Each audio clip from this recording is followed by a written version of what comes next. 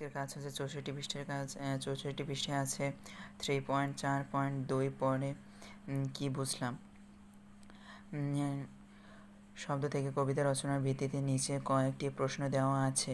তোমরা একজন সহপাঠীর সাথে এগুলো নিয়ে আলোচনা করো এবং সংক্ষেপে উত্তর তৈরি করো। ক, কবিতার বিষয় সম্পর্কে লেখার ভাবনা কি? তোমার চারপাশে কেমন কি বিষয় আছে যেগুলো নিয়ে কবিতা লেখা যেতে পারে? এবং খ হচ্ছে, কবিতা লিখতে হলে নতুন কথা ভাবতে হবে, আর সে কথাকে পরিয়ে দিতে হবে শব্দ ও ছন্দের রঙিন সাজ পোশাক। লেখক এ কথা দিয়ে কি এবং তোমরা ঘ নম্বরে দেখতে পাচ্ছ কবিতা পড়তে ভালো লাগে কেন, এবং এগুলোর উত্তর আমি তোমাদের গাইড দিয়ে দেখিয়ে দিই এবং এর উত্তর এখানে লাল চিহ্ন দিয়ে দেওয়া আছে। কবিতা বিষয় সম্পর্কে লেখকের ভাবনা কি? তোমার চারপাশে এমন কি কি বিষয় আছে যেগুলো নিয়ে কবিতা লেখা যেতে পারে? কবিতা বিষয় সম্পর্কে লেখকের ভাবনা হলো যে কোনো বিষয় নিয়েই কবিতা লেখা যায় যদি মনে স্বপ্ন থাকে। তার মতে বাড়ির পাশের গলি, দূরের ধান ক্ষেত, পাশে বেড়াল, পুতুল ইত্যাদি বিষয় নিয়ে কবিতা লেখা যায় মনে যদি স্বপ্ন থাকে। আমার চারপাশে এমন অনেক বিষয় আছে যা নিয়ে কবিতা লেখা যায়, রাস্তার মোড়ের বট গাছ, আইসক্রিমওয়ালা, পোষা ময়না ইত্যাদি।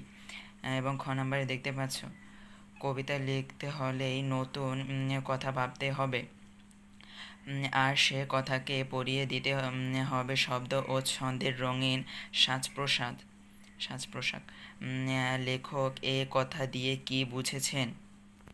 লেখক প্রশ্নের কথা বলেছেন কবিতা লেখার উপযুক্ত উপকরণ এবং মনে থাকা স্বপ্নের সমন্বয়ে কবিতা লেখার কৌশল সম্পর্কে ধারণা দেওয়ার জন্য। কবিতা লিখতে হলে নতুন কথা ভাবতে হয়, আর সে কথা উপযুক্ত শব্দ সংযোগ ছন্দময় ভাষায় প্রকাশ করতে হয়। শব্দ ও ছন্দের ধাতুনিতে একটি ভাব যখন প্রকাশ পায় তখন তা হয়ে ওঠে কবিতা। লেখক এ কথায় বুঝতে চেয়েছেন আলোচ্য বাক্যে। কবিতা পড়তে ভালো লাগে কেন? ঘ নাম্বার, কবিতা পড়তে ভালো লাগার কারণ: এক, কবিতা মিল শব্দ থাকে, নতুন ভাব থাকে যা ছন্দে ছন্দে মনে দোলা দেয়।